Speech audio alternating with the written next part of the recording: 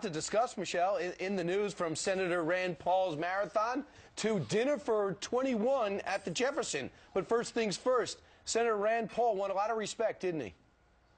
He sure did. It was riveting TV all through the day and night last night. In fact, Filibuster and Stand with Rand were hashtags on Twitter that were trending not just in the U.S. but worldwide.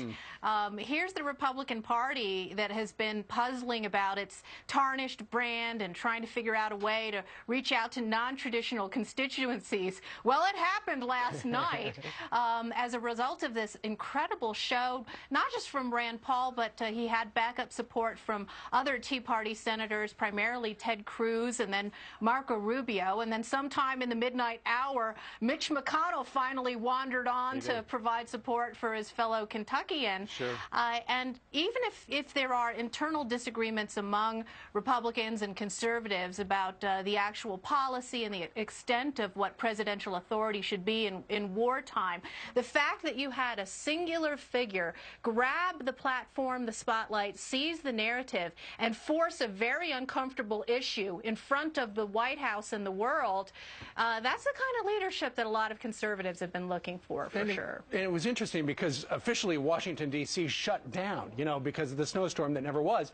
And yet here's this guy from Kentucky, he went to Washington to stand for something, and he wound up standing there talking for 13 hours because he feels, and I completely agree with him, and well, it's against the Constitution to do what this administration does, and would do hypothetically, and that is you cannot target an American on American soil. And that's why all these politicians, some Democrats along with Republicans, Michelle, stood up with Stan last night.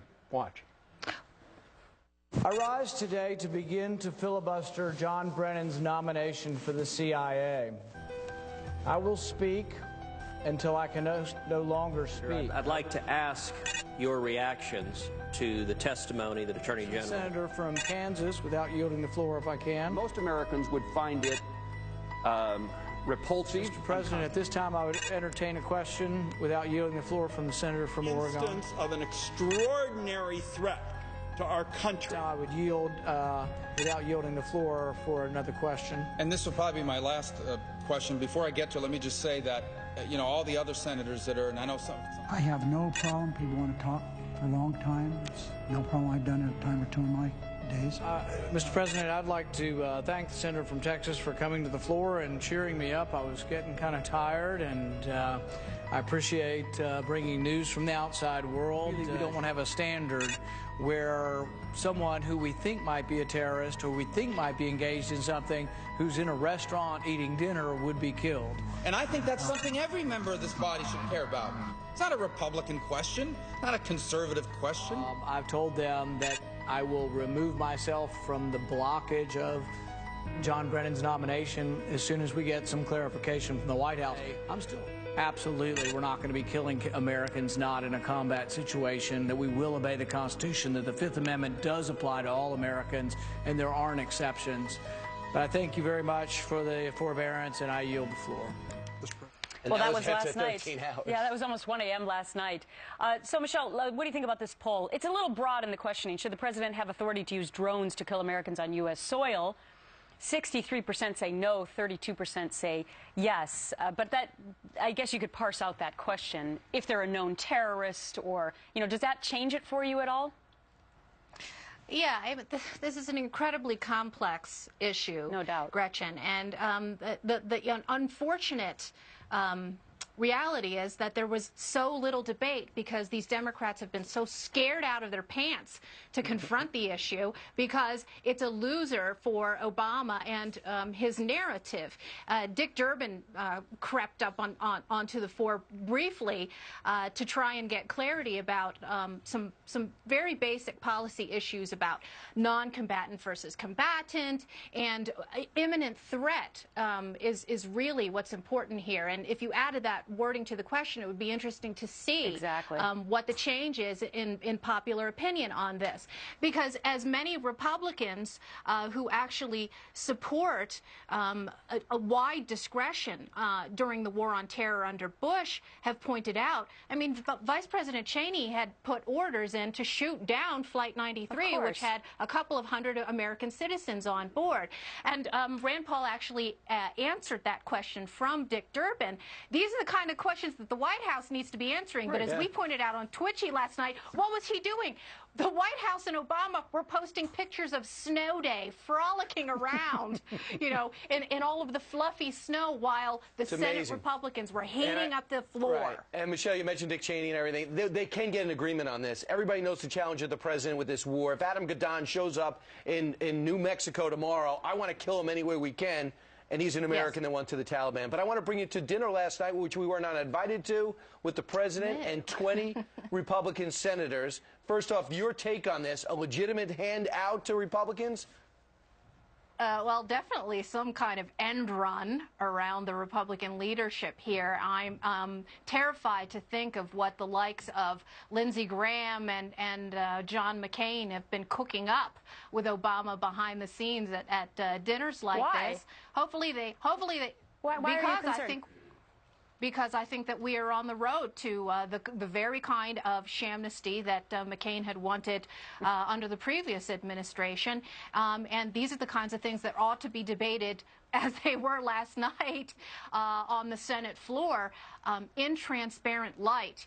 And look, we know that this kind of politicking goes on all the time, but there is a huge disparity now, and this is a very stark contrast between the Tea Party grassroots conservatives taking it to the floor, taking it to the Obama, and the old guard, the mashed potatoes, as somebody put it on Twitter last night, of these old Senate Republicans doing the old way of doing business, but isn't it dealing with the enemy. Isn't it at least, is it somewhat disingenuous to not at least give President Obama at least a little bit of credit for reaching out? I mean, I know it's 5 years later and he's been reelected, and he could have done it a long time ago. He did have a really bad week last night. Well, do you, that's kind of the point, Gretchen. I mean, what has this guy done with the olive branch? He's either hidden it somewhere in a closet or used it and wielded it. What does he do? He pretends that he's reaching out, and then he takes that olive branch and beats them over the heads with it. Unless he has no other choice. I'm optimistic Paul Ryan's coming over for lunch, which he's probably going to be a little full because they had a late dinner. And so maybe they're going to, and tomorrow, next week, it's meeting with John Boehner and some House members, so maybe things are going to change. Let's be optimistic. Let's see. All right. And meanwhile, Michelle, let's tell you about this. The State Department is going to apparently honor what looks like an anti-Semite and a 9/11 supporter. Here is a tweet that Samira Ibrahim sent out. Quote, an explosion on a bus carrying Israelis in Burgas Airport in Bulgaria on the Black Sea. Today is a very sweet day with a lot of very sweet news. That doesn't seem like the kind of person we should be honoring. There's her photograph right there. Yeah, and that's really the nicest example of her vitriol on Twitter. The Weekly Standard has the rundown that week of the September 11th anniversary, while we were suffering the losses of our personnel in Benghazi, she was gloating that she wanted every 9/11 to be an event where America was, quote, burning. And now this woman is being honored as some sort of freedom fighter and leader. Why should this be any surprise, of course, from a State Department and a White House that rolls out the welcome mat for the likes of the Muslim Brotherhood and all sorts of other anti-Semitic, pro-jihadi advocates and operatives? Yeah, and where's the rest of the mainstream media? Why aren't they talking about this? If this was a Republican administration, you got to figure, big story.